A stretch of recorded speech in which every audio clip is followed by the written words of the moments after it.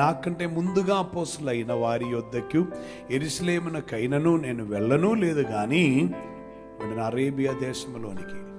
మీరు అరేబియా దేశం అనుకుంటే దుబాయ్కి వెళ్ళి అట్లా చెప్పకండి. దీనికి ఒక అర్థం ఏం తెలుసా? ఎడారి ప్రాంతములోనికి. ఇశ్రాయేల్ ప్రజలు దైవిక ఆలోచన తెలుసుకున్నట్లుగా ఐగుప్తును విడిచి కానాన్ దేశంలోనికి వెళుతున్నప్పుడు దేవుడు వారిని ఎడారి ప్రాంతములో, విల్డర్నెస్లోనే నడిపించారు. That was a training period. ఇక మనం పరిశుద్ధ బైబిల్ మనం చూస్తే అర్థం అవుతుంది. విల్డర్నెస్, ఎడారిలోనే ట్రైనింగ్ పొందుటకు బాప్టిజం ఇచ్చి యోహాన్ వెళ్ళారు. 40 రాత్రి పగలు ఆమెను ఉపవాసం ఉండుటకు అదే ఎడారి ప్రాంతంలోనికి ప్రభు అయిన యేసుక్రీస్తు వారు కూడా వెళ్ళారు. Wilderness, no one to take care, no shelter, no one to guide you, no shadow, no shelter. నీడ ఉండదు, నీళ్ళు ఉండదు, తోడు ఉండదు. ఒంటరి అనుభవం.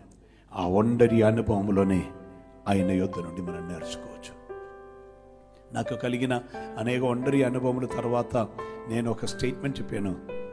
దేవునితో ఒంటరిగా సమయం గడుపువానికి ఒంటరితనం అనేది ఉండనే ఉండదు. The one who spend time with God alone will never be left alone.